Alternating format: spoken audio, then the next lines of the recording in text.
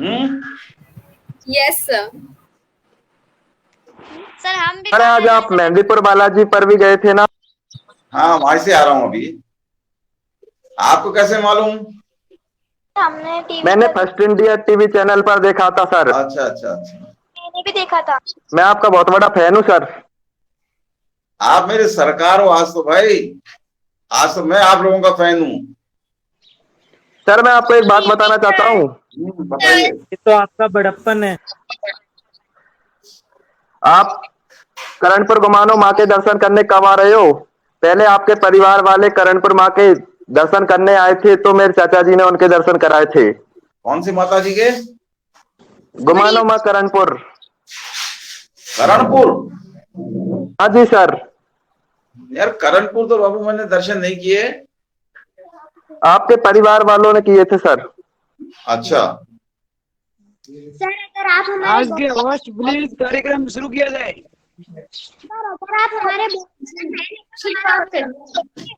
साथियों, आज हमारे साथ जुड़े हैं श्री महेश जोशी जी, जो राजस्थान विधानसभा में कांग्रेस पार्टी के मुख्य सचेतक हैं। आज बहुत विशेष दिन है क्योंकि जयपुर के लाडले विधायक आज हमारी बच्चों की टोली के साथ जुड़े हैं और हमारे साथ केक भी काटने वाले हैं। जैसा कि आप जानते हैं, हमारा आज का विषय है कि विधानसभा में अनुशासन बनाए रखने के लिए मुख्य सचेतक की कितनी भूमिका होती है।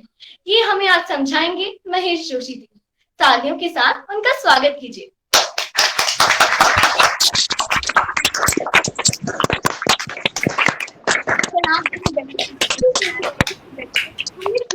डिजिटल बाल मेला की शुरुआत की थी और आज हमारा सफर इतना लंबा हो गया है कि हम 1 मिलियन का परिवार बन चुके हैं। अब ये डिजिटल बाल मेला की कुर्सी मैं आपको सौंपती हूँ और साथियों, मैं मिलती हूँ आपसे डिजिटली।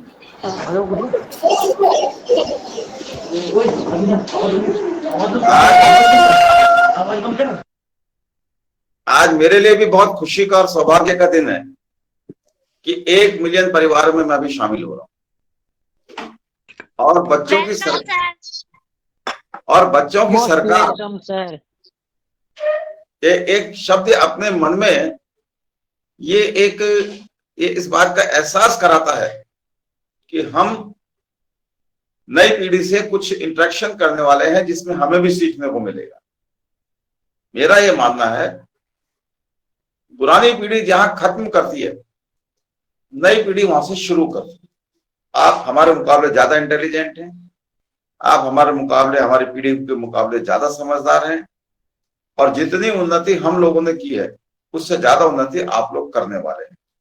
तो आपके साथ इंटरेक्शन में, आपके साथ बात करके, आपके साथ आपके परिवार में शामिल होकर मुझे एक सुखद गर्व की अनुभूति हो रही है। आप सब को बहुत बहुत थैंक्स, आभार आपका। Thank you sir. सर सही होगा कि हम शुरुआत में ही आपको हमारे इनिशिएटिव के बारे में बताएं। इसीलिए मैं इनवाइट करती हूं हमारी साथी प्रिया शर्मा को कि वो आपको डिजिटल बाल मेला का कॉन्सेप्ट संक्षेप में बताएं। नमस्कार सर।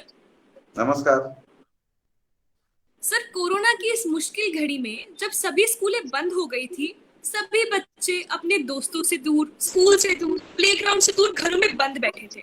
मैं और मेरे जैसे कई और बच्चे घरों में बड़े उदास थे क्योंकि करने को कुछ था ही नहीं। जून, अप्रैल, जुलाई 3-4 महीने तक ऐसा लगा जैसे मानो गर्मियों की छुट्टियां कुछ ज्यादा ही लंबी खिंच गई हो। पर सर, जीवन में पहली बार इस बात का एहसास हुआ कि इतनी लंबी छुट्टियां भी अच्छी नहीं होती। सब घर में बंद थे, बोर हो रहे थे, किसी के पास करने के लिए कुछ भी नहीं था। और इसी बीच जानवी शर्मा, जो आपके पास बैठी थी कुछ देर पहले, उसके छोटे से मन में एक बहुत ही बड़ा ख्याल आया, एक प्यारा सा विचार आया कि क्यों ना वो अपने दोस्तों को और उनके जैसे और बहुत सारे बच्चों को इस घर में बैठे हुए बिजी किया जाए, उन्हें बिजी कर दे ताकि वो अपनी रचनात्मक कार्य कर सके और अपने समय का सदुपयोग कर सके। सर, फिर क्या था, आज जिस जगह पर आप बैठे हैं उसी जगह हमने डिजिटल बाल मेला की शुरुआत करी। सर, आपको बताते हुए बहुत खुशी होती है कि आज हम एक 1 मिलियन फैमिली हैं और 1.5 बच्चे इस कैंपेन में जुड़ रहे हैं, जहां हमने पहले कोरोना वॉरियर्स बनकर कोरोना के प्रति जागरूकता फैलाई और आज आप जैसे राजनेताओं से बातें करके हमारी राजनीतिक समझ को और जानकारी को बढ़ा रहे हैं। धन्यवाद प्रिया। सर, अब हमने आपको डिजिटल बाल मेला तो बता दिया, अब आपके बारे में जानने का समय है। इसीलिए मैं इनवाइट करती हूँ हमारी ये साथी पलक जादव को कि वो हम सभी को आपके जीवन की कहानी सुनाए। नमस्कार सर, मेरा नाम पलक जादून है। मैं 7वीं कक्षा की छात्रा हूँ। आज मैं अपने साथियों को आपके बारे में बताने जा रही हूँ। 14 सितंबर 1954 में जन्मे डॉक्टर महेश जोशी भारतीय राष्ट्रीय कांग्रेस से जुड़े हैं। वर्तमान में वे विधानसभा में मुख्य सचेतक के पद पर कार्यरत हैं। अपने शुरुआती राजनीतिक करियर में वे साल 1988 में राजस्थान कांग्रेस सेवा दल के अध्यक्ष रहे, तो वहीं इसके बाद लगातार वे किसी न किसी पद पर जनता प्रतिनिधि के तौर पर जनता की सेवा में कार्यरत रहे। 1997 से 1999 में वे राजस्थान प्रदेश कांग्रेस के प्रवक्ता रहे, तो वही 1998 से 2003 तक 11वीं राजस्थान विधानसभा के सदस्य एवं 2009 से 2014 तक 15वीं लोकसभा के सदस्य रहे। 2018 से वर्तमान में वे फिर 15वीं विधानसभा के सदस्य के रूप में कार्यरत हुए। अपने पद पर कार्यरत रहते हुए उन्होंने मलेशिया, मॉरिशस और यूके का भी भ्रमण किया। तो वही बात करें यदि डॉक्टर महेश जोशी की शिक्षा की करें तो उन्होंने MA, PhD, PG एवं पत्रकारिता में किया है। इसके अलावा उनको खेलों का भी काफी शौक है। अब डिजिटल बाल मेला के बच्चों से संवाद करने आ रहे डॉक्टर महेश जोशी बच्चों को सदन के अनुशासन से अवगत कराएंगे। किस प्रकार सदन में पार्टी को अनुशासन में रहते हुए अपने विचार रखने चाहिए, तो वही किस तरह जनता की मांगों के प्रति सदन में इस उत्तरदायित्व निभाना होता है। इस सदन में बच्चों उनसे सवाल करेंगे। विधानसभा में मुख्य सचेतक डॉक्टर महेश जोशी के राजनीतिक अनुभव भी जानेंगे। धन्यवाद सर। धन्यवाद पलक। सर, हमारी साथी पलक ने तो एक बच्चे के नजरिए से हमें आपके बारे में बताया। अब मैं आपसे अनुरोध करती हूँ कि आपके जीवन के खट्टे व मीठे राजनीतिक अनुभव आप हमारे साथ साझा करें। देखो बच्चों, मैं छात्र राजनीति से आया हूं। आपने एक बात मेरे बारे में शायद आपको जानकारी में नहीं आई कि मैं छात्र राजनीति में, छात्र जीवन से ही राजनीति में था। मैं राजस्थान विश्वविद्यालय छात्र संघ का अध्यक्ष था 79-80 में, और मुझे अनुशासित जीवन शुरू से ही अच्छा लगता है। छात्र राजनीति में होने के बावजूद भी मैं अनुशासन प्रिय व्यक्ति रहा, और अभी भी मैं ये चाहता हूं कि अनुशासन, जिसकी हमारे देश में बहुत कमी है, हमारे देश ने बहुत उन्नति करी, हमारे देश में सब चीजें हैं, अगर कमी है तो अनुशासन की कमी है, और अनुशासन अंदर से आता है। तो मैं ये कहना चाहता हूं कि छात्र राजनीति से मैं निकला, मैंने सरकारी नौकरी भी करी। उसके बाद जब मैं छात्र संघ का अध्यक्ष बना तब मैं गवर्नमेंट सर्विस में था। मेरे घर की परिस्थिति ऐसी थी कि मुझे सर्विस करनी पड़ी।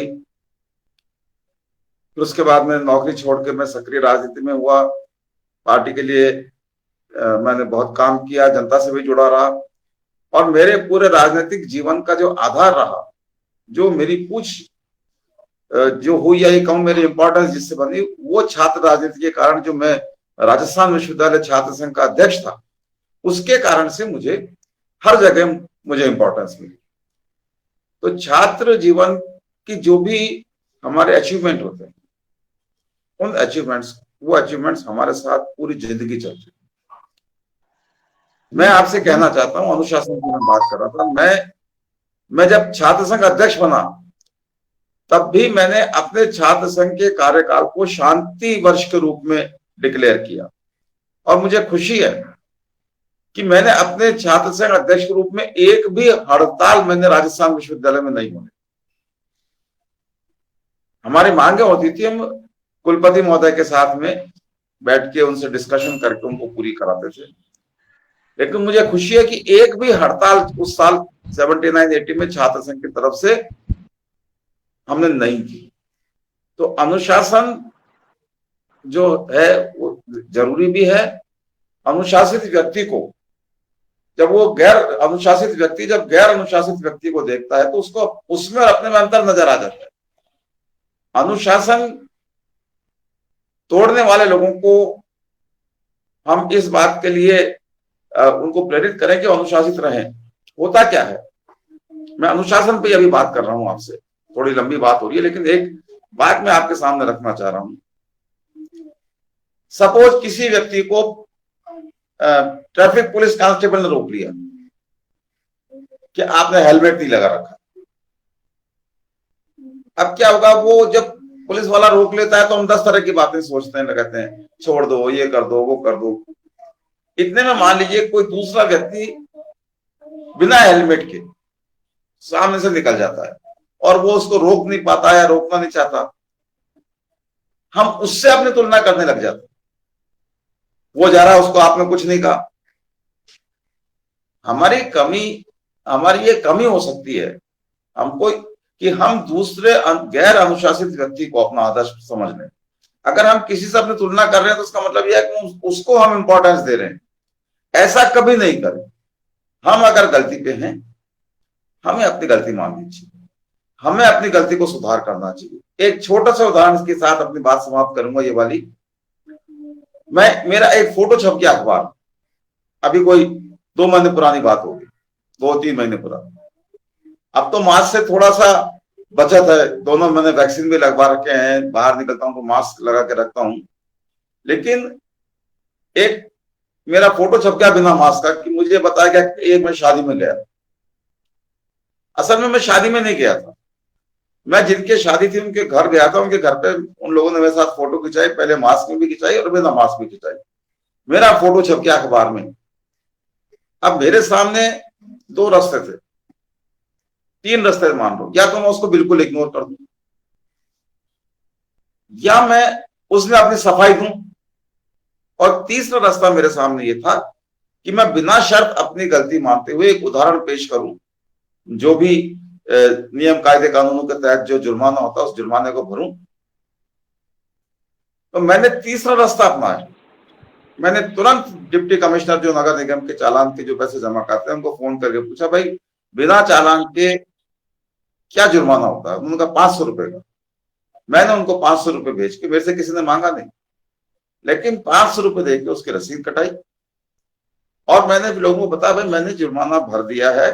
मैं सबसे आग्रह करता हूं, या तो कानून की पालना करें, अनुशासित रहें, और अगर कोई पालना करने में चूक होती है तो बजाय इधर उधर की बात करने के हमें जुर्माना देना चाहिए। इससे हमारा मन साफ रहता है, हमारे मन पे बोझ नहीं होता, कोई हमको गलत नहीं कह सकता।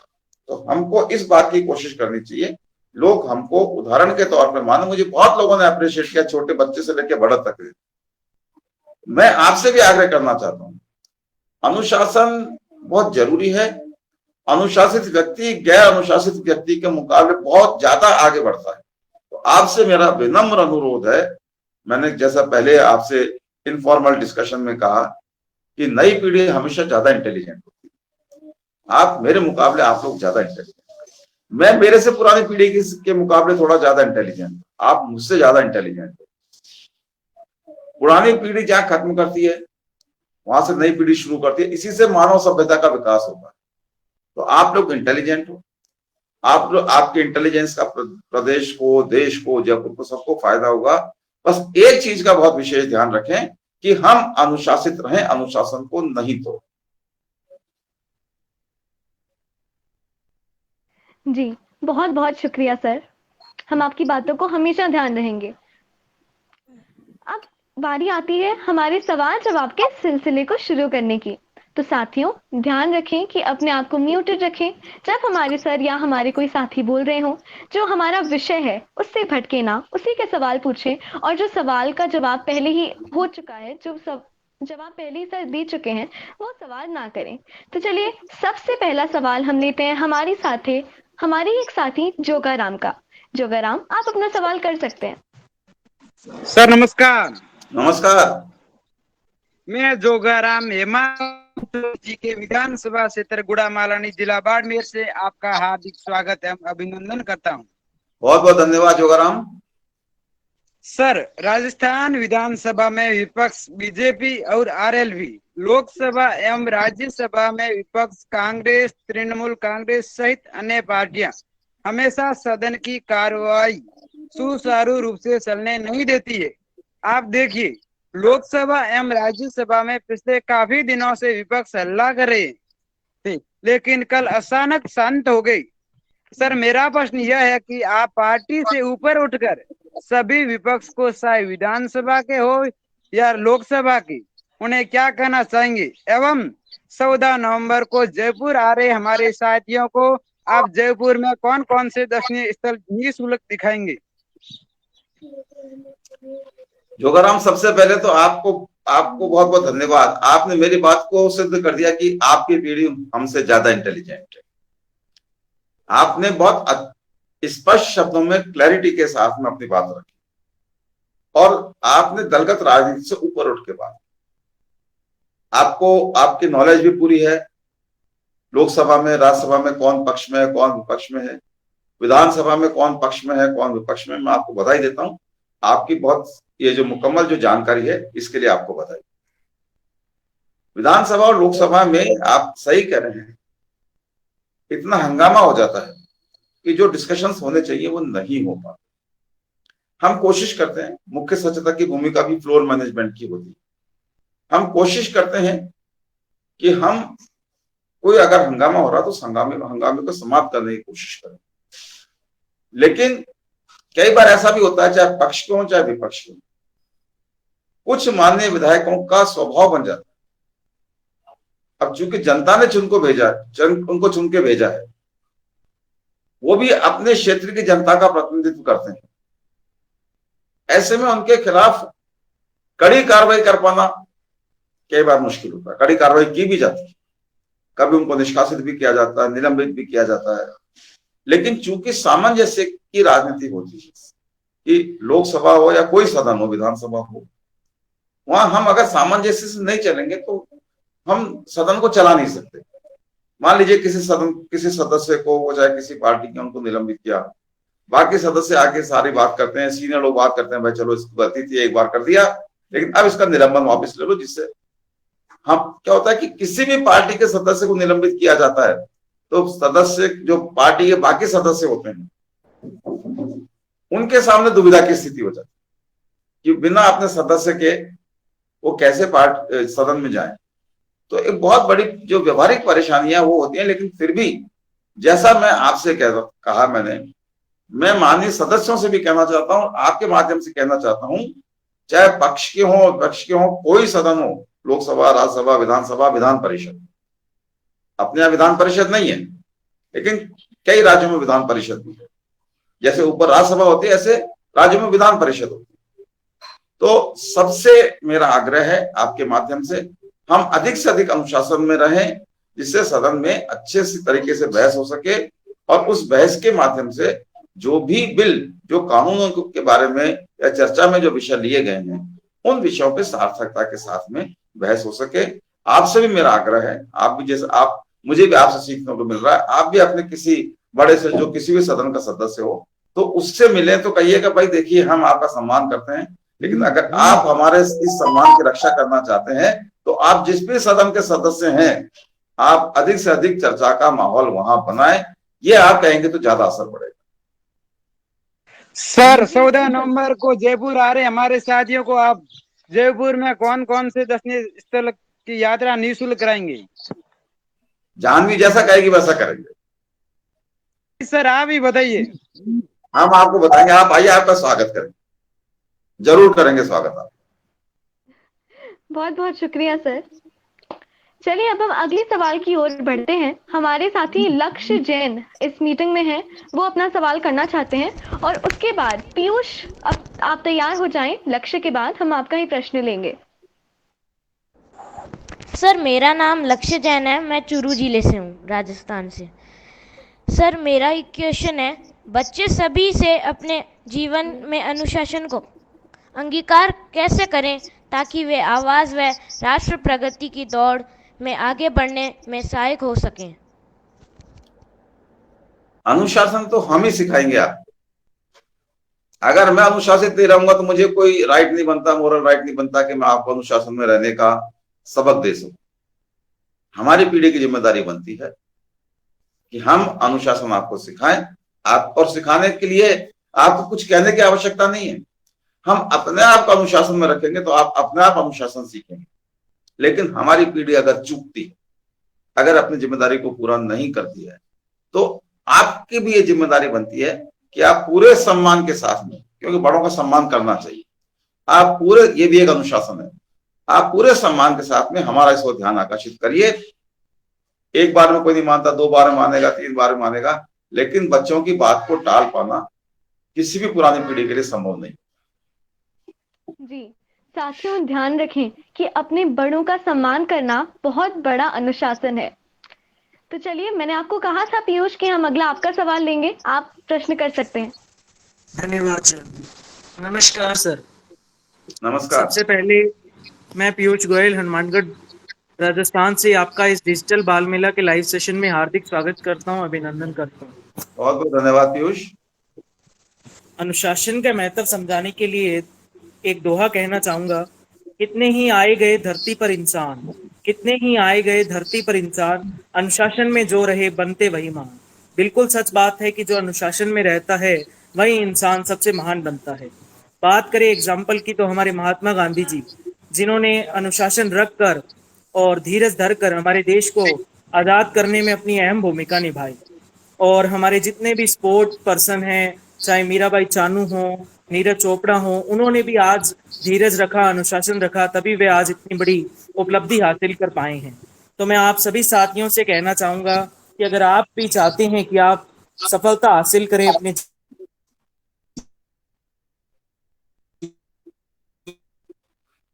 आप सभी अनुशासन में रहना सीखना होगा। तो आप सभी मुझसे और हमारे होस्ट से वादा कीजिए कि मेरा सवाल और बाकी किसी की बात पूरी होने पर हम अनम्यूट नहीं करेंगे, हम सबकी बारी आएगी। आप अनुशासन में रहकर हाथ खड़ा कर सकते हैं। अगर आपको लगता है कि मुझे होस्ट तक अपनी बात पहुंचानी है तो आप अपना हाथ खड़ा कीजिए। मेरा सवाल यह है कि सर, हमारी जनता जब किसी कैंडिडेट को, प्रत्याशी को वोट देती है, चाहे विधानसभा का हो या लोकसभा, यह सोच कर देती है कि वह उस क्षेत्र की जनता की आवाज सदन में रखेगा, उस क्षेत्र की समस्याओं का मुद्दा सदन में अध्यक्ष जी के सामने उठाएगा। परंतु नहीं, आज हमारी सदन में सिर्फ एक दूसरे की पार्टी और एक दूसरे कैंडिडेट पर आरोप प्रत्यारोप किए जाते हैं।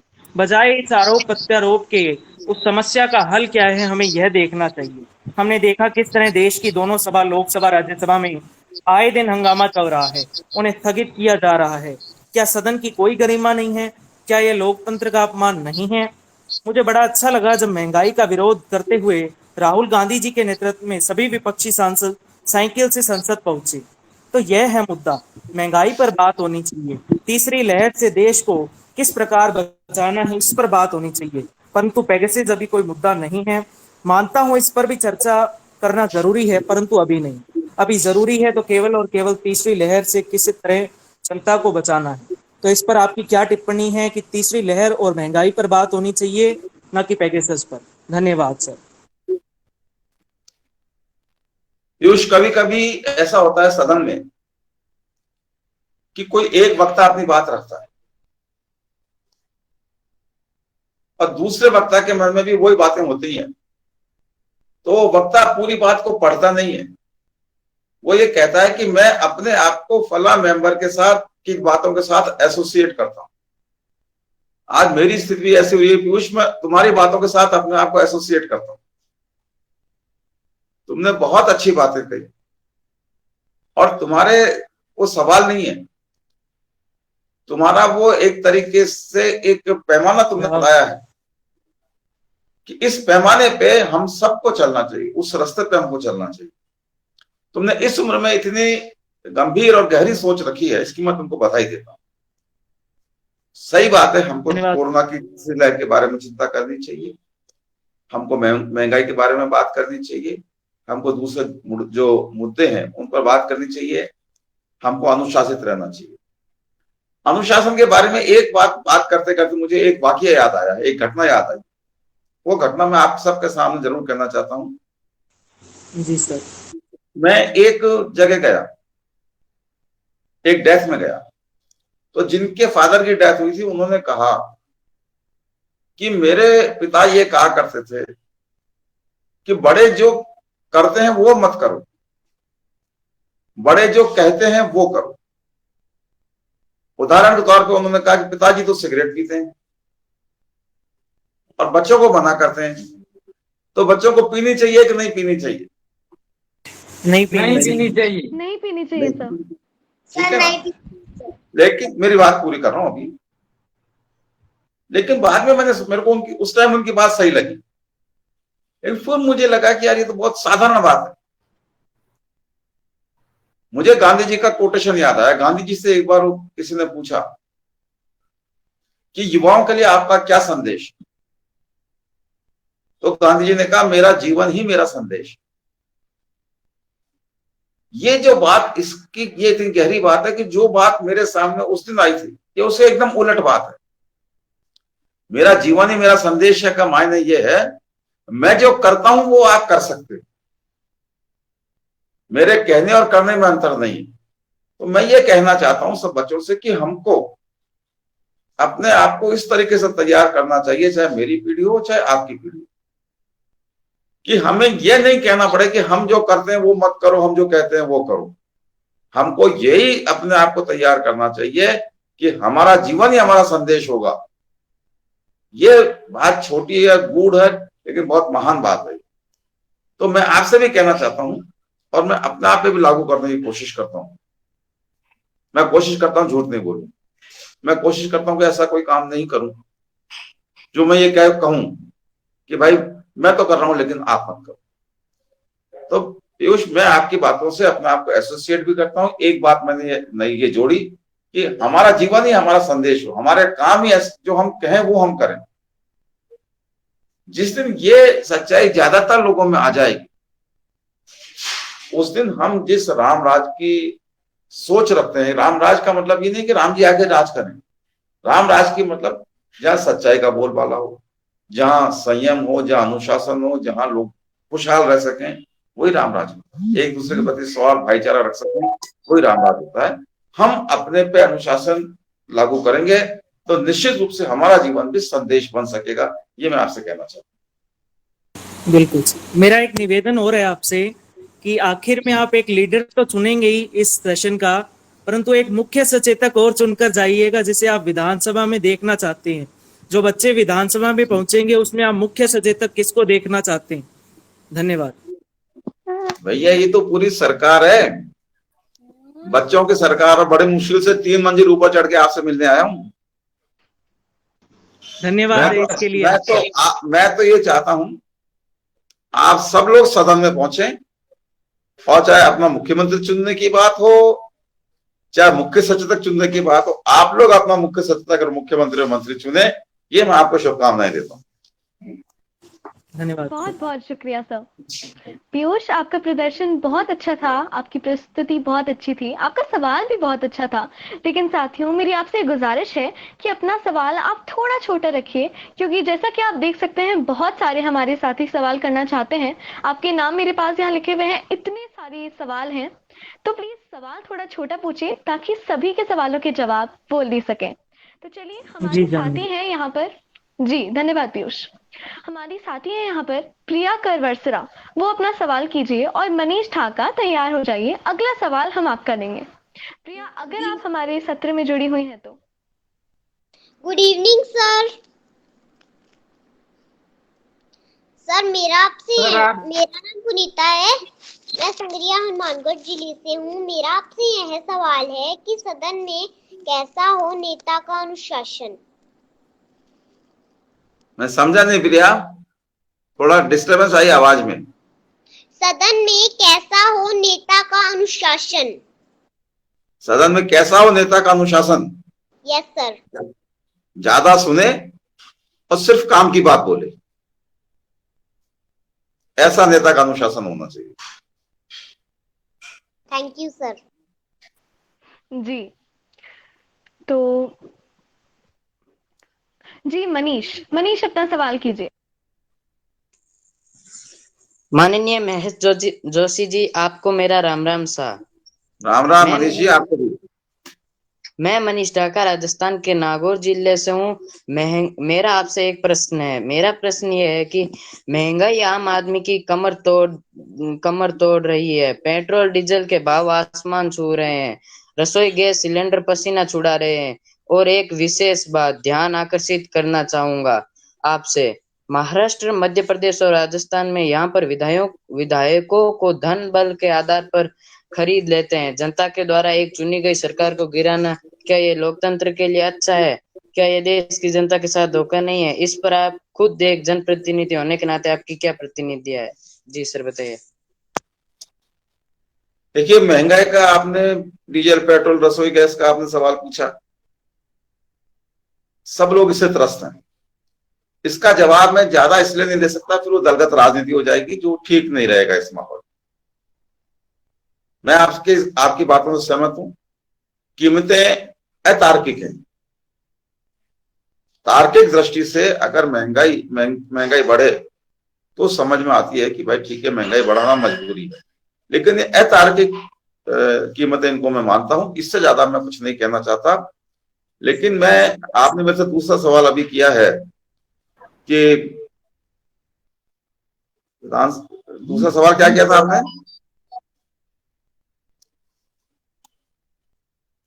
मनीष, आपने सर प्लीज अपना सवाल दोहराइए। यस, यही कि सर कि महाराष्ट्र, मध्य प्रदेश और राजस्थान में यहाँ पर विधायकों को धन बल के आधार पर आपको मैं बधाई देता हूं, क्योंकि आप और हम सब राजस्थान वासी हैं, कि हमारे राजस्थान के लोगों ने इस धन बल की राजनीति को नकार दिया है। मैं महाराष्ट्र, गुजरात, मध्य प्रदेश, कर्नाटक इनकी बात तो इसलिए नहीं कर सकता, अपन अभी राजस्थान की बात कर रहे हैं। आपको बधाई इसलिए दे रहा हूं कि आप और हम सब राजस्थानी। राजस्थान में बहुत कोशिशें हुई, बहुत बड़ी बड़ी ऊंची ऊंची कीमतें भी ऑफर हुई होंगी, और राजस्थान के लोगों ने इस धनबल की राजनीति को नकार दिया, और आगे भी नकारेगी, इस बात का मुझे विश्वास है। और ज्यादा विश्वास इसलिए है कि आपकी पीढ़ी का बच्चा जब इस सवाल में रुचि रखता है, तो इस बात को हमारी पीढ़ी को समझ लेना चाहिए कि अगर हम कोई गलती करेंगे तो ये आने वाली पीढ़ी हमको कभी माफ नहीं करेगी। जी सर, जब सदन में कोई अनुशासित नहीं रहता है तो उसके खिलाफ क्या कार्रवाई की जाती है सर? जो अनुशासन तोड़ता है, अनुशासन तोड़ने के कई क्राइटेरियाज हैं। व्यक्तिगत कोई अनुशासन तोड़ता है तो उसके लिए उसको निलंबित भी किया जाता है। 1 दिन के लिए किया जाता है, 7 दिन के लिए किया जाता है, लंबे समय के लिए किया जाता है। कोई पार्टी का अनुशासन तोड़ता है, जैसे व्हिप का उल्लंघन करता है, तो उसके लिए अलग सजा मुकर्रर है। हर चीज के क्राइटेरिया के हिसाब से किस तरीके का अनुशासन तोड़ा है, उसके अलग अलग स्टेप्स हैं, और उस पर अलग अलग तरीके से कार्रवाई होती है। बहुत बहुत धन्यवाद सर। अब हम अगला प्रश्न लेते हैं हमारे साथी तश्वी का। तश्वी, आप अपना प्रश्न पूछ सकती हैं, और उसके बाद लुबना तैयार रहें, हम आपका प्रश्न लेंगे। Good evening, sir. My name is Tashvi Sharma. I am in 5th grade and I am from Ahmedabad, Gujarat. Sir, जो मेंबर्स हंगामा करते हैं, अनुशासित नहीं रहते हैं, 1 साल के लिए उनको निलंबित या सदस्यता खत्म क्यों नहीं किया जाता, ताकि बाकी मेंबर्स को भी कठोर मैसेज मिल जाए?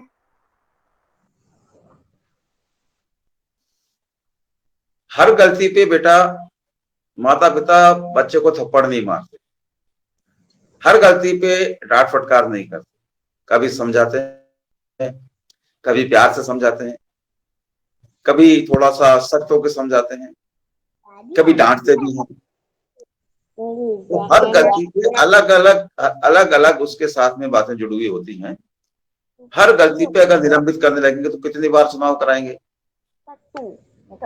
तो बहुत सारी बातें हैं, लेकिन मुझे बहुत अच्छा जो लग रहा है वो ये लग रहा है कि आप सदन में अनुशासन चाहते हैं, नई पीढ़ी सदन में अनुशासन चाहती है। तो आज आप कोई 10 साल का होगा, कोई 12 का होगा, कोई 5 का, कोई 7 का होगा, कोई 8 का होगा, कोई 14 का होगा। 18 साल के जब आप होंगे तो आपको जब वोटिंग राइट मिलेगा तो सारे लोग जो चुनाव लड़ने वाले लोग हैं, चुनाव लड़ना चाहते हैं, चुनाव लड़ने वाली पार्टियां हैं कि इंडिपेंडेंट लड़ने वाले लोग हैं, इन सबको समझ लेना चाहिए कि एक एक एक्शन पे नई पीढ़ी की नजर है। अगर हम अनुशासित नहीं रहेंगे तो नई पीढ़ी हमको नकार। बिल्कुल। अगला प्रश्न पूछने के लिए मैं इनवाइट करती हूँ लुबना को। गुड इवनिंग सर, मैं लुबना जोधपुर से आपका स्वागत करती हूँ। Thank you Lubna, thank you. मैं अनुशासन के बारे में कुछ पंक्ति आपसे कहना चाहूंगी। व्यर्थ कभी ना बैठता, करता रहता काम, अनुशासन से एक दिन का ले नया मुकाम। एक और पंक्ति मुझे आपके लिए तैयार है सर। देश तरक्की ना करे, कोई करे शासन, जब तक तू उसमें ना रहे स्वयं में अनुशासन। सर मेरा आपसे सवाल ये है कि राजस्थान में आयकर के छापों को आपने अलोकतांत्रिक बताया, क्यों सर? और भी फॉर्मल हो गए हैं मेरी बहन। 13 जुलाई में बोलेगा हूँ तू चोपड़ा गया तेरी करी। सर हम आपको नहीं सुन सर पा योर रहे हैं। Mic is mute. सर आप जुलाई में की बात समझ नहीं आई। के छापों को आपने अलोकतांत्रिक बताया, क्यों सर? आयकर के छापों को लोकतांत्रिक बताया है। एक सिस्टम होता है। अलोकतांत्रिक इसलिए बताया है कि जब हमारा इंटेंशन जो होता है ना मन में, वो इंटेंशन बहुत के आधार पे बहुत सारे सवाल उठ खड़े होते हैं। ठीक है। अलोकतांत्रिक इसलिए बताया कि हम जिस होटल में हम लोग रहे जाके कांग्रेस के एमएलए, जैसे ये पता लगा कि हम लोग उस होटल में जाके रहने वाला, उस पर आयकर का छापा पड़ गया। इसलिए अलोकतांत्रिक बताया कि प्रशासनिक आधार पे, इनकम टैक्स के इंफॉर्मेशन के आधार पे या बिल्कुल सही क्राइटेरिया के आधार पे अगर छापे पड़ते हैं तो अलोकतांत्रिक नहीं है। लेकिन अगर किसी को परेशान करने के उद्देश्य से कोई छापे मारे जाते हैं, चाहे आयकर के हों, ईडी के हों, सीबीआई के हों, आईबी के हों, कोई हो, तो उसको अलोकतांत्रिक माना जाता है। इसलिए ये सवाल हम लोगों ने किया। तो बिल्कुल आप देख रहे थे कि जिस तरह से स्वास्थ्य मंत्रालय की नीति चल रही थी और बताया जा रहा था कि किस तरह शांत से के बिना अपना सवाल ना पूछें। अभिषेक जी, अभिषेक शर्मा अपने आप को म्यूट कीजिए। अगला सवाल हम लेते हैं हमारे साथी हुनर यादव का। आप अपना सवाल पूछिए और माही तैयार हो जाएं, अगला प्रश्न हम आपसे करेंगे। दीदी मेरा क्वेश्चन भी जरूर है। नमस्कार सर। माही के बाद हम आपका ले लेंगे। नमस्कार सर, मेरा नाम हुनर यादव है और मैं जयपुर जिले का रहने वाला हूँ। सर मेरा आपसे यह सवाल है कि सर आपकी लोकसभा में आपकी मुख्य सचेतक की क्या अहम भूमिका है? हुनर, मैं अभी विधानसभा में हूँ, हालांकि मैं लोकसभा में भी रहा हूँ, लेकिन मैं वहाँ तो सर लोकसभा में क्या रही है? नहीं, कोई बात नहीं, ये स्लिप ऑफ टंग हो जाती है, लेकिन मुझे भी स्पष्ट करना चाहिए। तो मैं कह रहा हूँ कि मुख्य सचेतक की भूमिका ये होती है, अलग अलग विषय पे अलग अलग दिन बहस होती है। कभी बजट पे कई डिमांड होती है, उन पे होती है, कभी दूसरे बिल आते हैं उन पे होती है। तो एक तो वहां पे एक सिस्टम होता है, जितने एमएलए जिस पार्टी के हैं उस पार्टी को उतना टाइम बोलने के लिए अलॉट होता है, जितना किसी बहस के लिए मान लीजिए 10 घंटे रखें, तो उसमें कांग्रेस के कितने एमएलए सदन में हैं, तो पर एमएलए उसके अंदर उसको पर एमएलए में उस टाइम को डिवाइड करने के बाद कांग्रेस के जितने एमएलए हैं उतना टाइम कांग्रेस को दे देते हैं, पर एमएलए के हिसाब से जितने बीजेपी के हैं उतना बीजेपी को दे देते हैं, सीपीएम को दे देते हैं, दूसरी पार्टियों को दे देते हैं। तो इस सब में इसका ध्यान रखना कि हमारे एमएलए अपने टाइम में बोलें। एक बिजनेस एडवाइजरी कमेटी होती है जिसके माननीय स्पीकर साहब होते हैं, वो अध्यक्ष होते हैं। क्या क्या विषय सदन में बहस के लिए लिए जाने, इन पे चर्चा होती है। उसका मेंबर भी मुख्य सचेतक होता है और भी मेंबर होते हैं। तो फ्लोर मैनेजमेंट का जो काम होता है वो मुख्य सचेतक का होता है। और मुख्य सचेतक सरकारी पार्टी का होता है, वो सरकारी मुख्य सचेतक कहलाता है। सचेतक मुख्य सचेतक विपक्षी पार्टियां भी बना सकती हैं, लेकिन सत्ताधारी पार्टी का जो मुख्य सचेतक होता है उसको मंत्री पद का दर्जा भी दिया जाता है कि उस मंत्री पद के साथ में जो चीजें सुविधाएं या ऑफिस वगैरह जुड़े हुए होते हैं वो सरकारी मुख्य सचेतक को दिए जाते हैं, जो मुझे हासिल है। तो मुख्य सचेतक हो चाहे सचेतक हो, उनका काम फ्लोर मैनेजमेंट का होता है। जब सदन चल रहा होता है तब सदन में विधायक जो है हमारी पार्टी को, उनकी मीटिंग बुलानी है, उनको कोई मैसेज करना है, हम व्हिप जारी करते हैं कि इस समय आपको सदन में रहना जरूरी है, वोटिंग होगा, वोटिंग पे सब लोग मतदान दें, किस तरीके से मतदान करना है, किसी बिल पे हाँ करना है, किसी पे ना करना है, ये सारा मैनेजमेंट मुख्य सचेतक का होता है। जी, अब माही पूछिए अपना सवाल। नमस्कार सर, मैं माही जैन कुशलगढ़ से। सर, अपना सवाल पूछने से पहले मैं आपको कुछ दिखाना चाहूंगी। सर, ये ट्रॉफी मुझे अपने स्कूल में डिसिप्लिन में रहने के लिए मिली थी। किस चीज के लिए? सभी माही के लिए तालियां बजाएं। रहने के लिए मिली थी मुझे ये ट्रॉफी।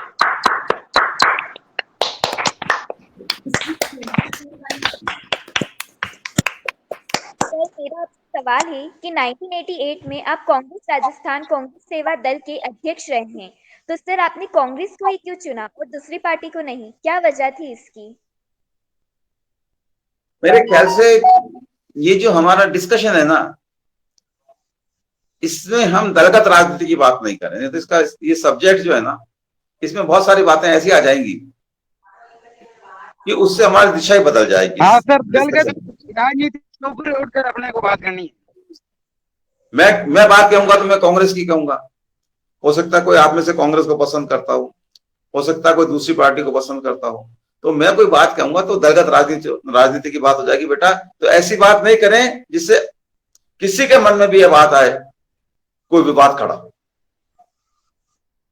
जी सर। जी, तनीषा आप कर सकते हैं अब अपना सवाल। जी धन्यवाद जानवी। नमस्ते सर, मेरा नाम तनीषा जैन है। मैं कक्षा 7वीं में पढ़ती हूँ। मेरी स्कूल का नाम संस्कृति चिल्ड्रंस अकेडमी है और मैं जयपुर से हूँ। सब जैसा कि आप जानते हैं कि अनुशासन व्यक्ति के लिए बड़ा ही महत्व है। तो सर, मेरा सवाल यह है कि जो भी विद्यार्थी या जो भी मनुष्य अनुशासन भंग करता है उसके भविष्य में क्या होता है और क्या होना चाहिए? बेटा, सबसे बड़ा नुकसान तो अनुशासन भंग करने वाले को खुद को ही होता है। उसकी पर्सनालिटी को नुकसान होता है।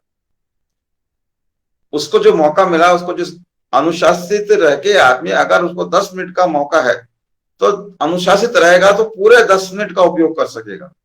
अनुशासित नहीं रहेगा तो 10 मिनट का उपयोग नहीं कर पाएगा।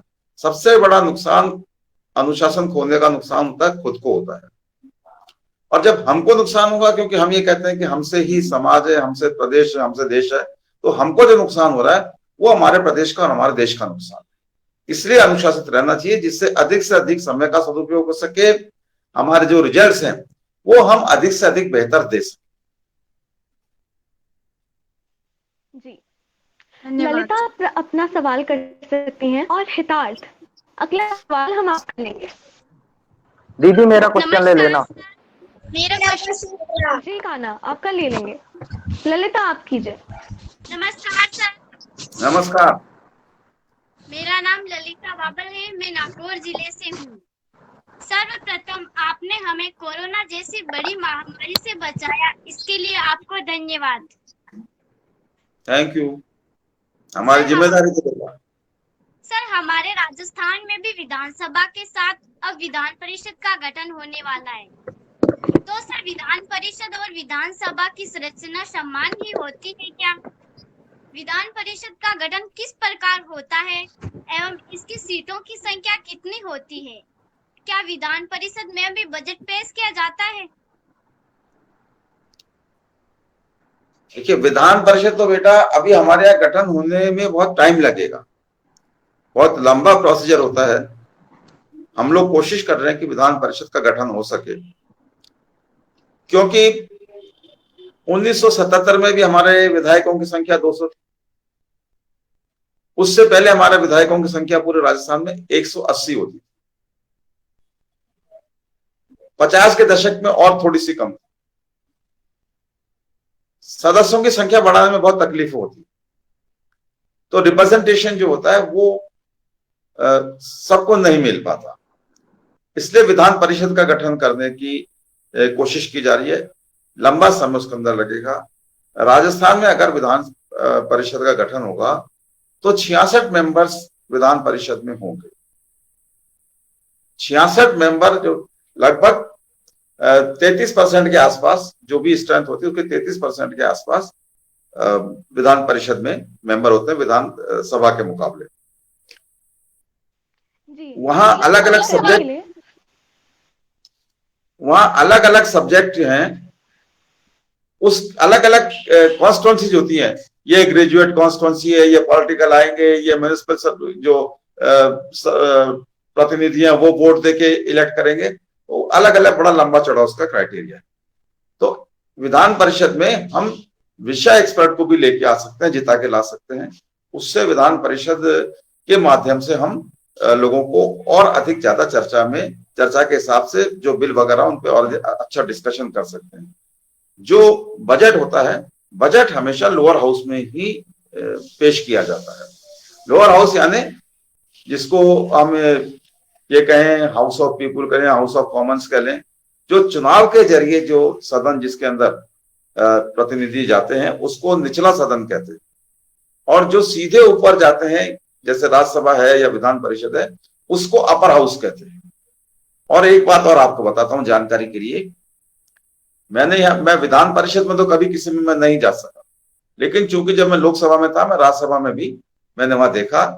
राज्यसभा का जो सिस्टम होता है, राज्यसभा में रेड जो कलर होता है, रेड कलर इंगित करता है राज्यसभा को। राज्यसभा में जो कालीन बिछा होता है वो भी रेड होता है।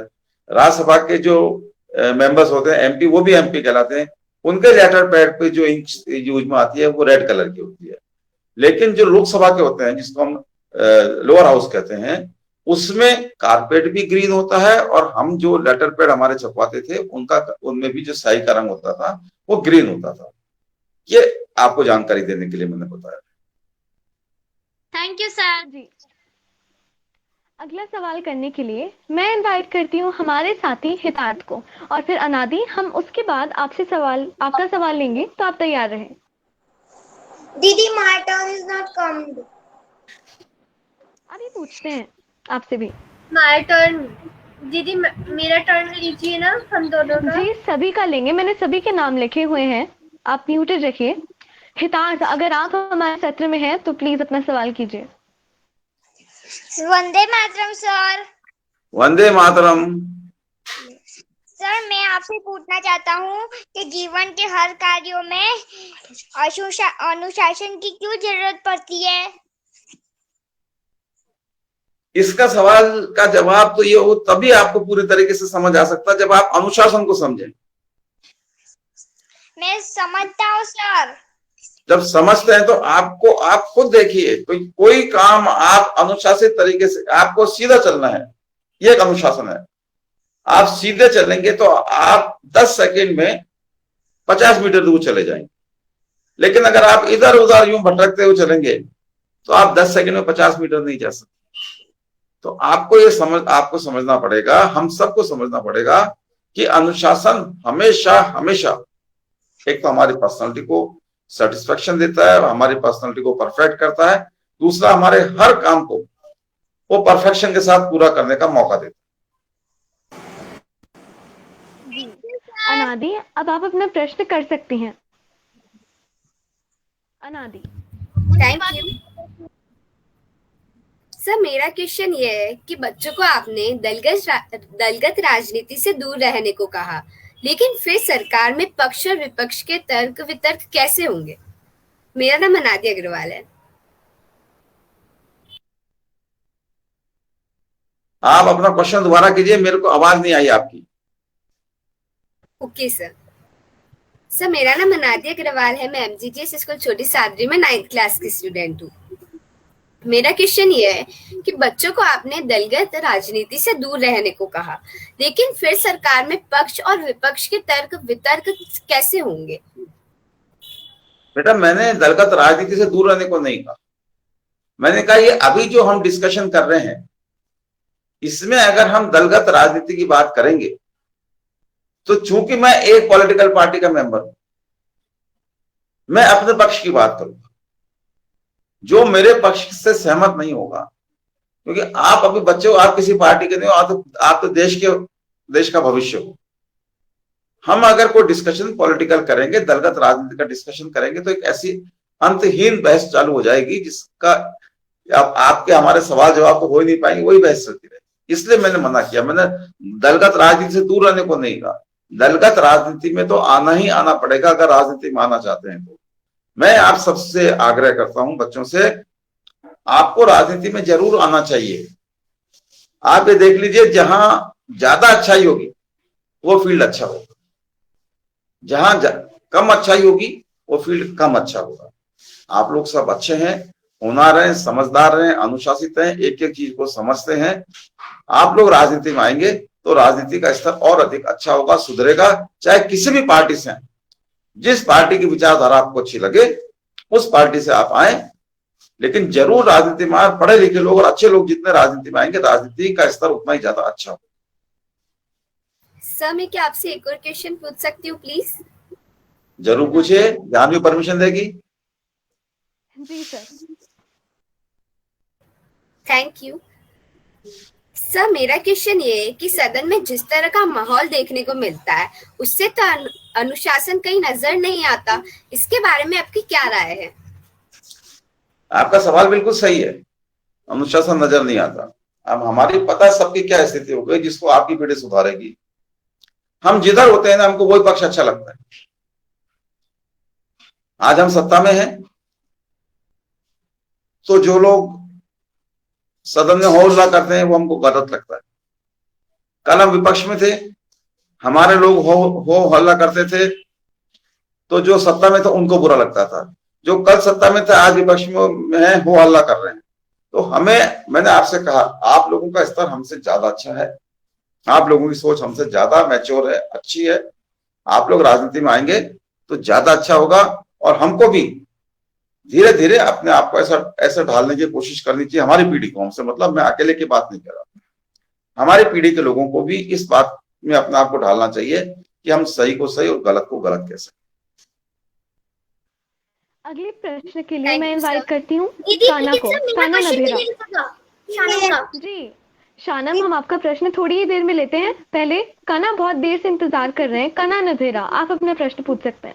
ओके दीदी। नमस्ते सर, मैं करौली जिले के सपोटरा से हूँ, काना नगैरा। नमस्ते करण। विधानसभा में विधायक बनने के बाद जो शपथ ली जाती है उसका कुछ लोगों द्वारा जनता द्वारा चुनी गई सरकार को गिराने का कुकृत्य किया, जिसका सरकार को सामना करना पड़ा और ईमानदार वफादार नेता की वजह से सरकार आज पूरी तरह सुरक्षित है।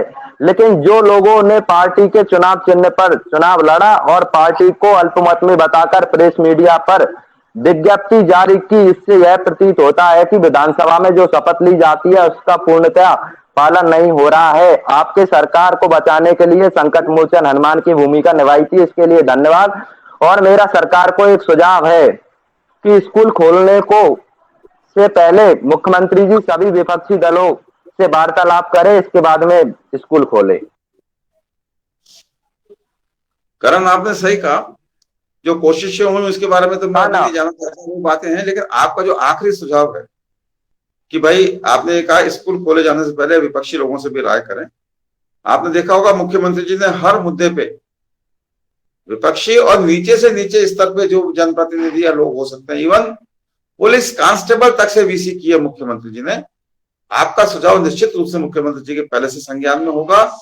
अन्यथा मैं भी उनसे आग्रह करूंगा कि भाई नौजवान पीढ़ी का ये सुझाव है कि स्कूल खोले जाने से पहले सबसे रायशुमारी करके फिर स्कूल खोले जाएं। Thank you. मैंने किसानों की बात रखी थी, उन्होंने और सांसद जी के सामने मुझे विश्वास दिलाया था कि इस बात को मैं प्रधानमंत्री जी तक रखूंगा, सीपी जोशी जी नहीं। भाई सीपी जोशी जी की बात तो वो बताएंगे, लेकिन आपकी बात निश्चित रूप से मुख्यमंत्री जी तक पहुंचाऊंगा, ये मेरा वादा है। Thank you sir.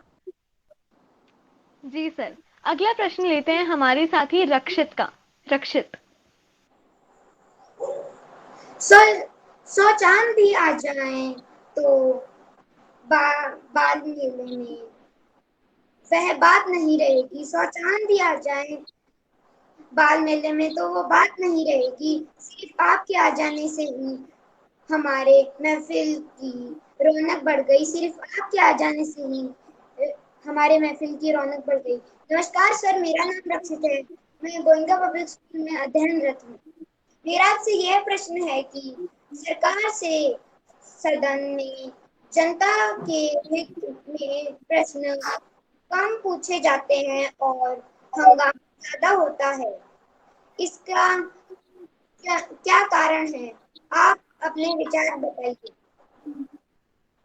मैंने अभी बताया था आपको कि हमें अपने में सुधार करना होगा और हम कोशिश करेंगे, जैसे आपने मेरे सामने बात रखी, ये बातों का ज्यादा से ज्यादा प्रचार हो कि नई पीढ़ी हमसे क्या चाहती, और नई पीढ़ी जो पुरानी पीढ़ी से चाहती है वो सही होता है। आप हमसे चाहते हो हम हंगामा कम करें, हम चर्चा ज्यादा करें, तो निश्चित रूप से ये मेरे पे भी एक प्रेशर होगा और जिस जिसके सामने सवाल आएंगे उन सब पे ये प्रेशर रहेगा कि हम हंगामा कम करें और चर्चा ज्यादा करें। जी, अगला सवाल पूछने के लिए मैं बुलाती हूँ हमारे साथी ऋषिकेश को। ऋषिकेश, अगर आप हमारी मीटिंग में हैं तो आप अपना सवाल पूछ सकते हैं। Good evening sir.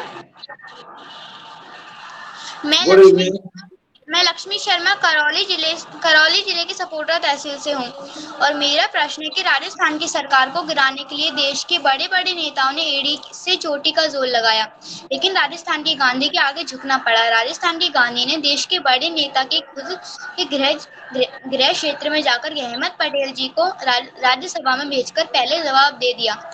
उसका बदला लेने के लिए कैसी कैसी कुचक्र विचारधारा बनाई जा रही है कि राजस्थान की सरकार को गिरा दिया जाए, जो संभव नहीं है। राजस्थान में मुख्यमंत्री अशोक गहलोत के नेतृत्व में पूरे 5 वर्ष राजस्थान की सरकार चलेगी एवं 2023 का मिशन भी पूरा करेगी। इसमें कोई संदेश नहीं है, क्योंकि पूरा देश जानता है कि कैसे कैसे दिन परेशानी की राजस्थान की सरकार ने निकाले एवं कुचक्र नेताओं को मुंह की खाकर राजस्थान से बाहर जाना पड़ा। लेकिन आजकल टीवी चैनलों पर राजस्थान के मंत्रिमंडल के बारे में अटकलें लगाई जा रही है, जिसमें अभी बताया जा रहा है कि सरकार को बचाने वालों का तोहफा मिलेगा या दबाव की राजनीति से मंत्रिमंडल का विस्तार होगा। इसमें आपके क्या विचार है? मेरे विचारों को जाहिर करना बहुत मुश्किल है, लेकिन आपसे मैं आग्रह करता हूं, आप अपनी उम्र, एक छोटा सा आपका फोटो एक पेपर पे उसको प्रिंट करा के आप अपनी भावना अगर माननीय मुख्यमंत्री जी को पत्र के माध्यम से भेजेंगे तो आपकी बात का ज्यादा प्रभाव पड़ेगा। और मैं आपको ये विश्वास दिलाता हूं कि आपके पत्र को मुख्यमंत्री जी पढ़ेंगे जरूर। आप उस पत्र की कॉपी आप जानवी को भी भेजिएगा, मैं जानवी से लूंगा और मैं भी कोशिश करूंगा कि आपके उस पत्र को एज इट इज मुख्यमंत्री जी तक पहुंचा सकूं। Thank you very much sir. दीदी, क्या मैं अपना प्रश्न रख सकती हूँ? जी पलक, आप अपना प्रश्न रख लीजिए और उसके बाद जियांशी तैयार हो जाइए, हम आपका सवाल लेंगे। सर, सादर प्रणाम। सर, मेरा नाम पलक है। मैं आपके स्वागत के लिए कुछ पंक्तियां कहना चाहूंगी जी। आप आए इस डिजिटल बाल मेला में कुछ इस तरह कि हर तरफ चांद तारे झिलमिलाने लगे, देखकर दिल आपको झूमने लगा, सबके दिल जैसे खिलखिलाने लगे। सर, मेरा नाम पलक है और मैं गोइंका पब्लिक स्कूल में अध्ययनरत कक्षा 8वीं की छात्रा हूँ। सर, मेरा प्रश्न आपसे ये है कि जैसा कि हम जानते हैं कि बहस बहुत जरूरी है राजनीति में, पर उसे हंगामे में बदल दिया जाता है। इसका जवाब आप हमें दे चुके हैं। सर, तो मेरा प्रश्न ये है कि आप मुझे ये बताने का प्रयास करें कि जैसा कि आपने कहा कि आपने अपनी गलती मानी थी, यह बहुत अच्छी बात है। पर सर, कुछ मंत्री अपनी पावर का गलत इस्तेमाल करते हैं और हंगामे के दौरान बहुत से फंड मांगे जाते हैं जनता के विकास के लिए, पर सर वो फंड असल में जनता के पास पहुंच ही नहीं पाते। तो सर, इसके लिए आप को अगर कोई योजना शुरू करने का मौका मिलता तो आप क्या करते, कौन सी योजना शुरू करते? और सर, हाल ही में कोरोना के दौरान हमने एक वीडियो देखने को आया था जिसमें एक मंत्री पुलिस अंकल ने उनका चालान काटा। तो सर, बहुत ही गुस्से से उनकी तरफ पैसे फेंके जा रहे थे। तो सर, वो तो उन्हीं की सुरक्षा के लिए है, फिर वो ऐसा आखिर क्यों कर रहे हैं? आप हम सभी उनकी आपकी जनता और आपके आवाम को क्या संदेश देना चाहेंगे? मैं सबसे आग्रह करना चाहूंगा कि हम चीजों को समझें, समझने की कोशिश करनी चाहिए। जैसे आपने मैं आपकी तारीफ कर रहा हूं कि आपने छोटी छोटी बातों को बहुत समझा है, और आप ही ने नहीं, जितने भी बच्चों ने सवाल पूछे, मुझे बहुत खुशी है, बहुत गहरे सवाल उन्होंने पूछे हैं। तो कोरोना से अपने आप को बचाना है, सरकार हर संभव कोशिश कर सकती है, सरकार लोगों को अवेयर कर सकती है। मैंने भी बहुत कोशिश की है कोरोना काल में कि मैं लोगों के काम आ सकूं, लोगों की सेवा कर सकूं। लेकिन जैसे मैं कहीं भी जाता था, मैं मास्क लगा के रखता था, मैं हाथों को बार बार सैनिटाइज करता था, मैं कोशिश करता था अपने आप को बचा सकूं, क्योंकि मैं अगर अपने आप को बचाऊंगा तभी मैं सेवा कर पाऊंगा। हमें अपने आप को बचाना, अगर हमने अपने आप को बचा लिया तो मान लीजिए हमने कोरोना को हरा दिया। तो कोरोना के मामले में हम अपना बचाव स्वयं करें, जिससे हमसे प्रेरणा लेकर दूसरा व्यक्ति भी अपना बचाव कर सके। नंबर 1 बात। नंबर 2 बात, आप 4 लोग बैठे हो, 3 ने मास्क लगा रखा है, 1 ने मास्क नहीं लगा रखा, आप संकोच मत करिए। जिस व्यक्ति ने मास्क नहीं लगा रखा है, आप उससे बहुत विनम्रता पूर्वक लेकिन दृढ़ता पूर्वक उससे कहिए कि अपना मास्क लगाए। एक व्यक्ति कई लोगों को संक्रमित कर सकता है। हमें अपनी बात कहने में कोई संकोच नहीं होना चाहिए, कोई हमारे मन में कमजोरी नहीं होनी चाहिए। ये बात सिर्फ कोरोना तक ही सीमित नहीं है।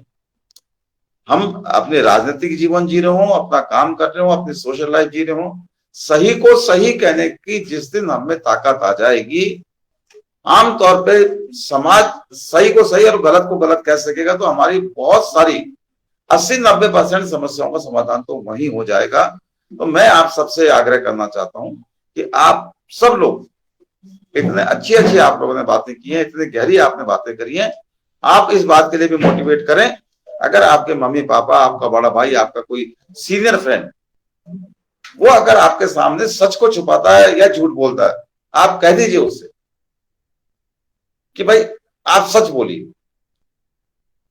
हम सब सच बोलने लगे। होता क्या है, मैं आपको उदाहरण के तौर पे कहता हूं। अभी आजकल आपसे बड़ी उम्र की बातें हैं, शादी के बाद की बात है। एक 498 आप लोगों ने अगर सुना हो बच्चों, किसी ने, धारा 498 एक है जो महिला उत्पीड़न के मामले में लगाई जाती है। अब हो क्या रहा है, हम अगर लड़की वाले हैं तो हमको 498 बहुत अच्छी लगती है कि नहीं, महिलाओं को सुरक्षा मिल रही है, और अगर हम लड़के वाले हैं तो हमको 498 बहुत बुरी लग रही है। ये क्या हो गया? हमें सच को सच कहने का हमें साहस और समझ होनी चाहिए। तो मैं समझता हूं कि बहुत सारी समस्याओं का समाधान हो जाएगा। आपने जो बातें अपने सवाल में पूछी है, उन सबका एक ही जवाब है कि सच को सच कहें, सच को समझें और सच को सच कहें, तो समस्याओं का समाधान होगा। अपने आप को बचाएंगे तभी हम दूसरों को बचा सकेंगे। ये भी उस सवाल के उस जवाब में मैं ऐड करना चाहता हूँ। सर, आप बिल्कुल सही क्या बात। मैं अपना क्वेश्चन पूछ सकती हूँ, शानम अख्तर? साथियों, प्लीज अपने आप को म्यूटेड रखें, बस चैट पे अपना सवाल लिखें, वो भी एक बार, ज्यादा बार भी लिखने की जरूरत नहीं है। मैंने आपके नाम लिखे हुए हैं, मैं जल्दी जल्दी सभी के सवाल लेती हूँ। अभी जियांशी हमारी साथी हैं, बहुत देर से वो इंतजार कर रहे हैं। जियांशी, आप पूछ सकते हैं। हाँ, नमस्ते सर, मेरा नाम जियांशी जैन है, मैं राजस्थान के टोंक जिले से हूँ। मेरा प्रश्न ये है कि अनुशासन का पालन करने के लिए मन और इच्छा को किस तरह केंद्रित करें?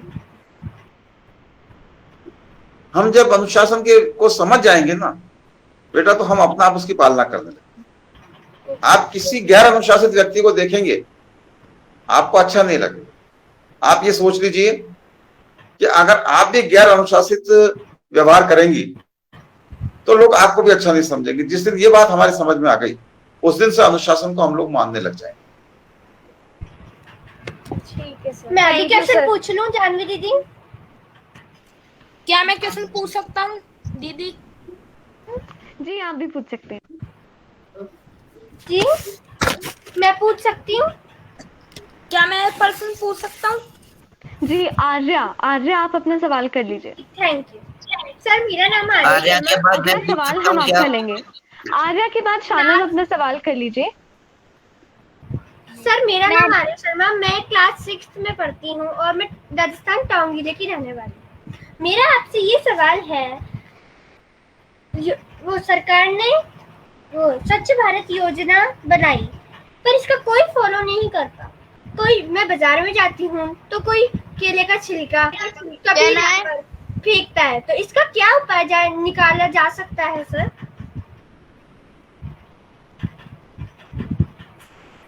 दोबारा बोलिए प्लीज।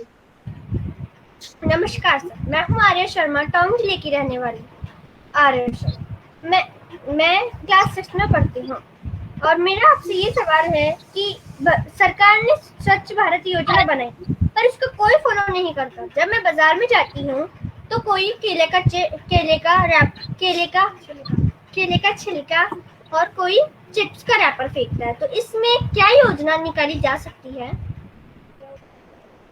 बेटा इन सबका जो जवाब है ना, वो अनुशासन में आ जाता है। केले का छिलका कौन फेंकता है? आप फेंकोगे, मैं फेंकूंगा, आपके हमारे ऐसा कोई व्यक्ति फेंकेगा। उसमें ये समझ आ जाएगी कि केले का छिलका सही जगह पर डालना है।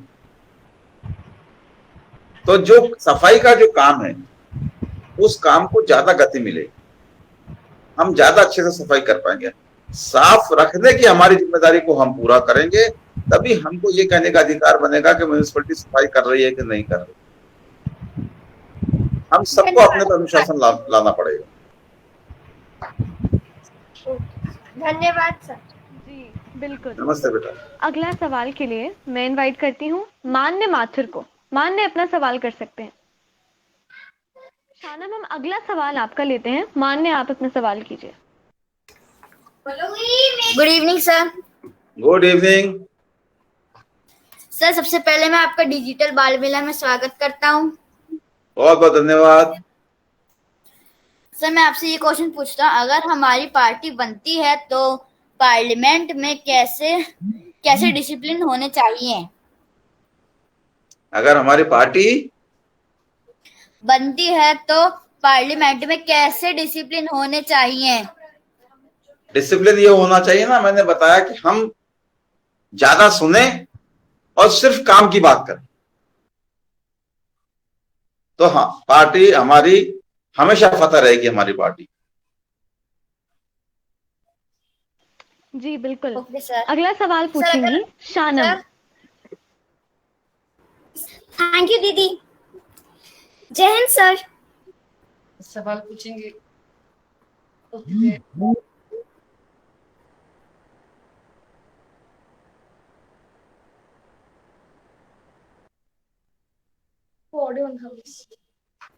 सर जी जय हिंद सर। जय हिंद। सर सबसे पहले मैं आपका स्वागत और अभिनंदन करती हूँ कि आप इस डिजिटल बाल मेला मंच पर आकर हम बच्चों के साथ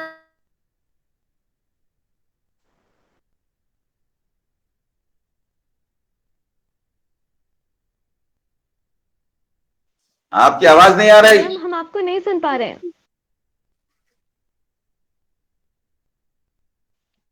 लगता है शानम का कुछ कनेक्टिविटी इशू है। कोई बात नहीं, हम आगे बढ़ते हैं प्रियांशु के प्रश्न पर।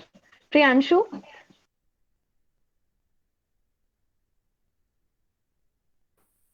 दीदी दीदी ओके शानम आप अपना सवाल कर लीजिए। Okay, am I audible? Now you are audible. Thank you. Sir, my name is Shanam Akhtar. I am 5th class student. My school name is St. Frobel Senior Secondary School and I live in Delhi. Sir, हम सभी ने बचपन से सीखा है, give respect and take respect. Sir, respect वही मिलती है जहां व्यक्ति डिसिप्लिन में हो, अनुशासन में हो। लेकिन अक्सर देखा जाता है कि संसद में पक्ष और विपक्ष में विचार ना मिलने से बहुत हंगामा होता है। कभी कभी तो मार पिटाई की भी नौबत आ जाती है, जिससे देश में एक गलत मैसेज पहुंचता है। सर, क्या आपको नहीं लगता कि अगर हमें अपने देश को आगे बढ़ाना है तो नेताओं को भी अनुशासन में रहना जरूरी है? आपने बिल्कुल सही कहा, सिर्फ नेताओं को नहीं, सबको अनुशासन में रहना जरूरी है। हमारे देश ने बहुत उन्नति की, बहुत तरक्की की, लेकिन हमारे उस तरक्की का जितना लाभ हमको मिलना चाहिए, जितना डेवलपमेंट का लाभ मिलना चाहिए, क्यों नहीं मिल पा रहा? क्योंकि हम डिसिप्लिन को भूलते जा रहे हैं। हम अगर डिसिप्लिन होते तो ये जो हमारा डेवलपमेंट है, जितनी हमारी तरक्की है देश की, इससे हमारा जीवन स्तर और ज्यादा ऊंचा होता है। लेकिन डिसिप्लिन की कमी के कारण से हमारे जो रिसोर्सेज हैं, उन रिसोर्सेज का बड़ा भाग जो है वो उस डिसिप्लिन के अगेंस्ट खर्च हो रहा है कि डिसिप्लिन नहीं होने के कारण से जो समस्याएं आ रही हैं, उन समस्याओं से निपटने में रिसोर्सेज खत्म हो रहे हैं। तो जो लाभ हमको मिलना चाहिए वो लाभ हमको नहीं मिल पा रहा। और मुझे ये कहने में कोई संकोच नहीं कि आपने बहुत अच्छा सवाल किया, और हम सबको, जैसा मैंने कहा, हमारा जीवन हमारा संदेश होना चाहिए। हम जो करते हैं हम दूसरों को कह सकें कि जो हम करते हैं वो आप करो। सबसे बड़ा डिसिप्लिन वही है। तो मैं आपको अप्रिशिएट करता हूं कि आपने बहुत अच्छा सवाल किया और डिसिप्लिन के मामले में आपकी बात से सहमति जताऊं। Thank you so much sir. Sir, क्या मैं पूछ सकता हूँ अपना क्वेश्चन? देखो, एडमिन जान भी है, जान भी किसको अलाउ करेगी कोई पूछ सकता हूँ? जी शुक्रिया सर। हमारी छोटी सी साथी अक्षता हमारे बीच हैं, वो बहुत देर से इंतजार कर रही हैं। आप अपना सवाल कर सकती हैं अक्षता। उसके बाद मैं आखिरी सवाल, उसके बाद हम लेंगे काव्य का। नमस्कार सर, मेरा नाम अक्षिता है, मैं नागौर जिला से फर्स्ट क्लास में पढ़ती हूँ। मेरा आपसे सवाल है कि विधानसभा का अर्थ क्या होता है? विधानसभा का अर्थ जहां पे विधान बनाए जाते हैं वो विधानसभा होती है। जहां विधान पे चर्चा हो, बहस हो और विधान को कानून के रूप में मान्यता दिलाने के लिए जो प्रक्रिया जहां पूरी की जाए वो विधानसभा होती है। मैं भी आऊंगी। वेलकम, आपका स्वागत रहेगा। Thank you sir. इंतजार रहेगा।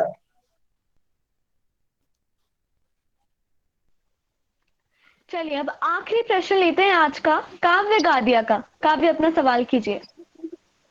नमस्कार सर, मैं काव्य गादिया कुशलगढ़ से। सर मेरा आपसे यह क्वेश्चन है कि कोई भी पार्टी हो, चाहे वो अपोजिट पार्टी हो, फेवर वाली पार्टी हो, तो उनको सदन में किसी प्रकार डिसिप्लिन में रहकर अपना क्वेश्चन करना चाहिए, ताकि कल हमें विधानसभा में जाने का अगर मौका मिले तो हम इस बात को ध्यान में रख सके। सर सिर्फ विधानसभा में ही नहीं, पूरे जीवन में अनुशासन का महत्व बहुत ज्यादा है। पूरे जीवन में तो हम कहीं भी रहे, अनुशासन में रहेंगे तो हम पक्के देशभक्त कहलाएंगे। और एक बात मैं और कहना चाहता हूं सभी बच्चों से, बच्चों, हमारा देश कभी गुलाम होता था, आपने सुना है? अंग्रेज हम पे राज करते थे, बहुत वर्षों तक अंग्रेजों ने हम पे राज किया है। हमको कैसे आजादी मिली है, कितनी मुश्किलों से मिली है। आजादी की लड़ाई जिन फ्रीडम फाइटर्स ने लड़ी, उन्होंने कितनी तकलीफें उठाई। मेरा आप सबसे विनम्र अनुरोध है, अपील है सारे बच्चों से कि देश की आजादी की लड़ाई के बारे में भी जानकारी हासिल करें। कितनी मुश्किलों से हमको आजादी मिली है। कोई भी इमारत वो बिना नींव के खड़ी नहीं हो सकती, और देश का जो इतिहास होता है वो देश के उस इमारत की नींव होता है। जो नई इमारत हमको नजर आती है, तो देश की इमारत मजबूत बन सके, इसलिए उसकी नींव के बारे में जरूर जानकारी हासिल रखें। देश की आजादी की लड़ाई के बारे में जानकारी हासिल रखें। देश के स्वाधीनता संग्राम में जो लोग लड़े, जिन्होंने तकलीफें उठाई, जैसे महात्मा गांधी की हम सब जिक्र करते हैं, तो महात्मा गांधी को भी हम पढ़ें, जिन्होंने पूरी दुनिया को अहिंसा का पाठ पढ़ाया, जिन्होंने पूरी दुनिया को सच बोलने के लिए प्रेरित किया। और आज जब 2 अक्टूबर को वर्ल्ड नॉन वायलेंस डे मनाया जाता है, तो हम सबका जो सिर है वो गर्व से ऊंचा उठता है कि ऐसी महान शख्सियत जो ये कहती थी कि मेरा जीवन ही मेरा संदेश है, जिसको ये हक था कह सके कि मेरा जीवन ही मेरा संदेश है, ऐसे महान व्यक्ति को याद करें, उनके बारे में जानकारी हासिल करें और देश की आजादी की लड़ाई के बारे में जानकारी हासिल करें, अपना ज्ञान बढ़ाएं। ये मैं आप सबसे आग्रह करना चाहता हूँ। Okay, thank you sir. Okay sir. Janvi दीदी प्लीज मैं एक आखिरी क्वेश्चन कर सकती हूँ? मैंने कहा था कि वो आखिरी प्रश्न था, बट हमारे साथी बहुत उत्सुक है सवाल करने के लिए, इसलिए कार्निक अपना सवाल अब कर सकते हैं। अगर कार्निक हमारे बीच मौजूद है तो आप अपना सवाल कर सकते हैं।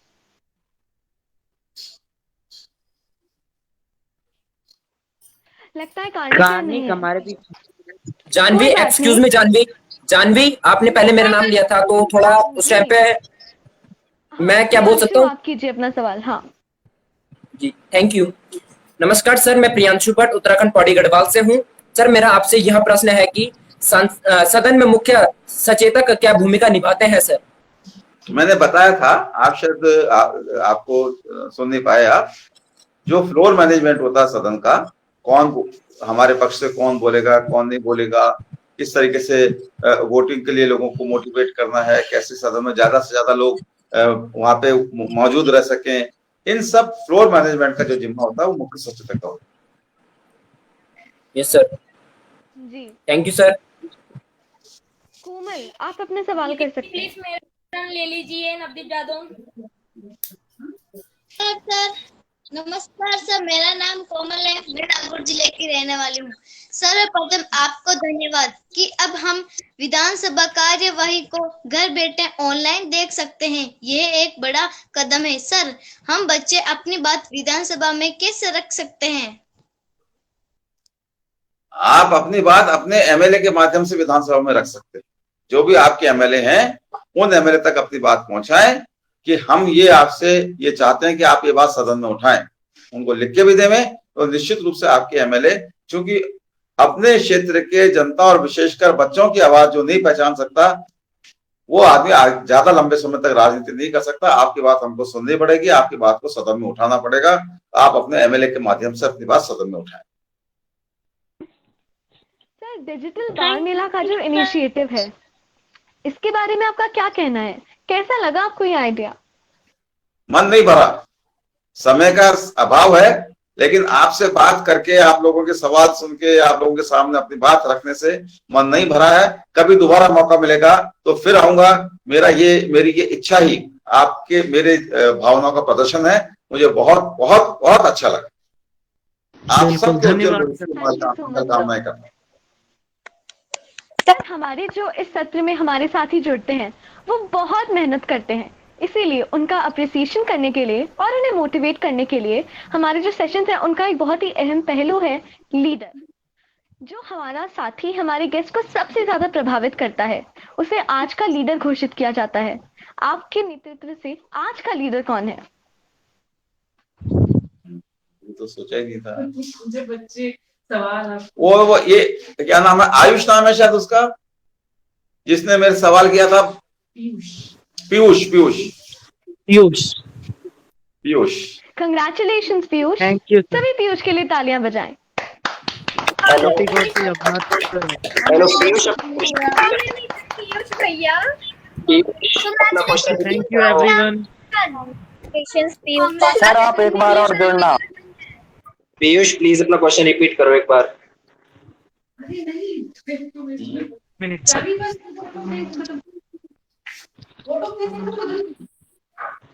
मेरा सवाल यह था कि हमारी जनता, सर ने इतना समय हमें दिया, हमसे इतनी सारी बातें की और हमें इतना समझाया, इसीलिए मैं इनवाइट करती हूँ हमारे साथी अनादि अग्रवाल को कि वो सर के लिए धन्यवाद प्रस्ताव रखें।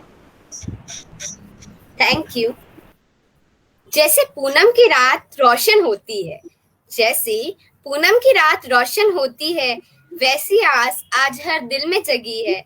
सलामत रहे आपका ये उज्जवल व्यक्तित्व, आपके आगमन से आज इस बाल मेले की शोभा बढ़ी। सर आपने हम नन्हे मुन्ने बच्चों के इन छोटे छोटे सवालों को बहुत धैर्य से सुना और इनका बहुत संतुष्टिपूर्ण जवाब दिया, इसलिए मैं अनादि अग्रवाल छोटी सी आदमी से आपका धन्यवाद करती हूँ और पूरे डिजिटल बाल मेले की तरफ से आपके उज्जवल भविष्य की कामना करते हुए आपका आभार प्रकट करती हूँ। थैंक यू अनाजी, आपके जरिए सबको शुभकामनाएं। सर आपने आपका इतना कीमती समय निकालकर हमसे छोटी छोटी हमारे सवालों को जवाब दिया और हमसे बातें करी। धन्यवाद सर। स्कूल खोलने की बातों को सीएम तक रखना। आपने दिया हमें इतना प्यार, इसके लिए, इस बात के लिए आपका बहुत बहुत आभार। पीयूष अपना क्वेश्चन रिपीट करो के लिए मुख्यमंत्री तक। हेलो जानवी, पीयूष को बोलो अपना क्वेश्चन रिपीट करे। विहान, अब समय नहीं बचा है, वोट ऑफ थैंक्स हो गया है, उसके बाद प्लीज अब कल बातें करेंगे। एफबी पर जाके देख लें आप। Bye Janvi sir. दीदी, एफबी पर। Bye sir. जानवी दीदी, मेरे बारे में भी नंबर लेना इनसे, मेरे को कितना नंबर दे ये पूछना। केक तो काटा ही नहीं जानवी, केक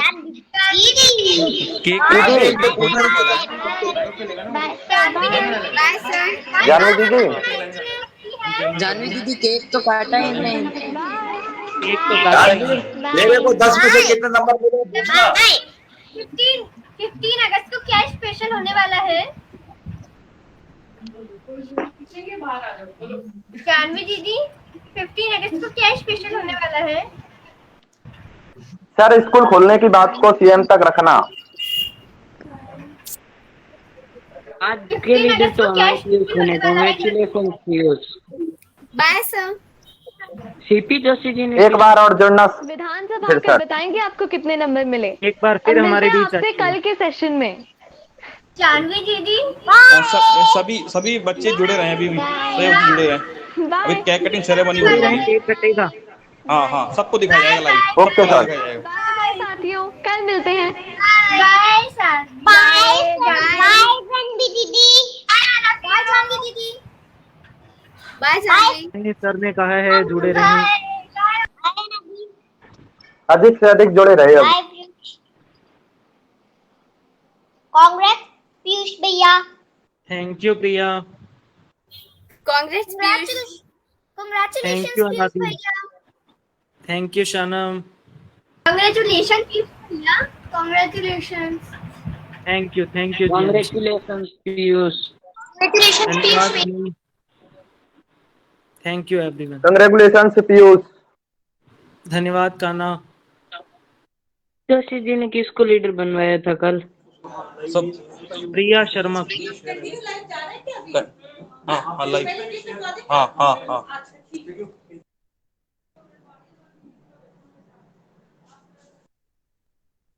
पीयूष भैया मेरे को लीडर बनाओ। आपको पीयूष भैया, आपसे एक बात पूछ सकता हूँ क्या? जी कान्हा पूछिए।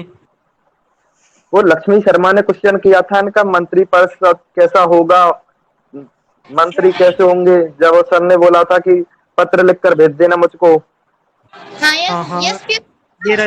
ये किसी केस के नाम से जुड़ी हुई है वो।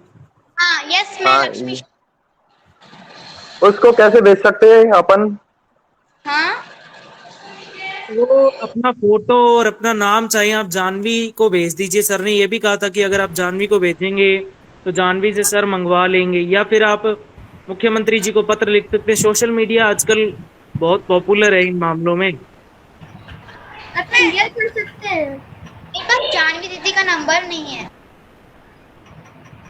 आप ऑफिशियल नंबर पे भेज दें, डिजिटल बाल मेला के ऑफिशियल नंबर पे। बहुत अच्छे। म्यूट रहे, म्यूट अभी। केक आ गया, केक खा नहीं सकते तो देख भाई देख। हमें भी लाइव बुलाया होता।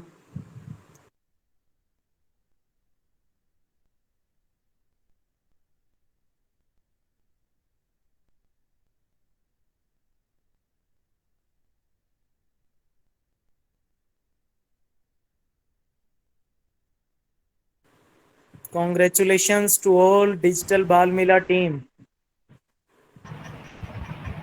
डिजिटल बाल मेला के 1 मिलियन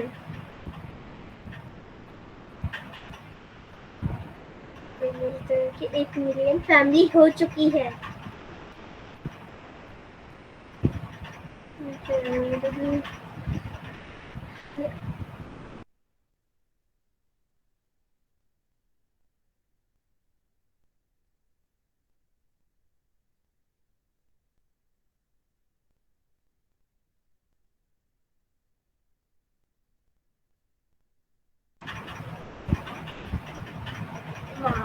बच्चों की सरकार कैसी है?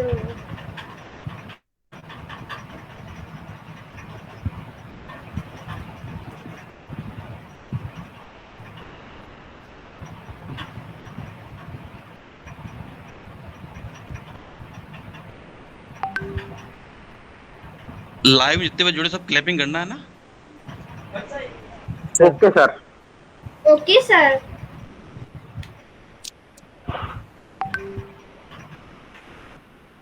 पीयूष क्या बोला सर ने? क्लैपिंग कीजिएगा सभी।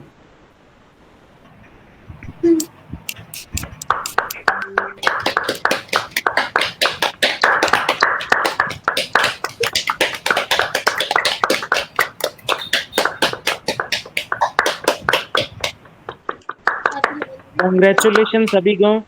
कॉन्ग्रेचुलेशंस। कॉन्ग्रेचुलेशंस कि बच्चों की सरकार कैसी हो में 1 मिलियन फैमिली हो गई, ये विश्वास नहीं हो रहा।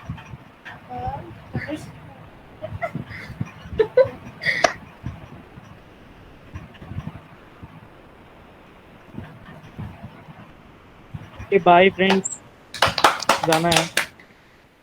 सबके ताले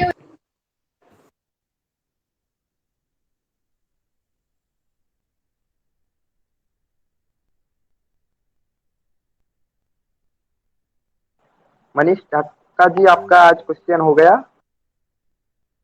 हाँ, तो आपका भी हो गया था ना। कांग्रेचुलेशन सभी को। आपको भी।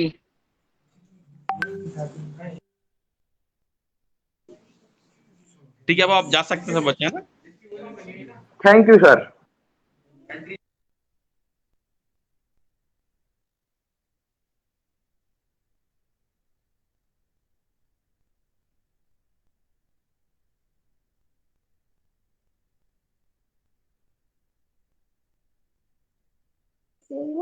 हाय दीदी, कैसे हो? हाय हाय, आप कैसे हो? हम तो अच्छे हैं। मैं हिटार राजस्थान से।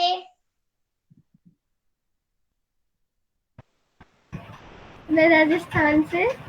जी आगे बोलिए। आप कहाँ से हैं? आप कहाँ से हैं? राजस्थान धम्मोला। राजस्थान धम्मोला से। ओके। मैं वीडियो भी बनाता हूँ।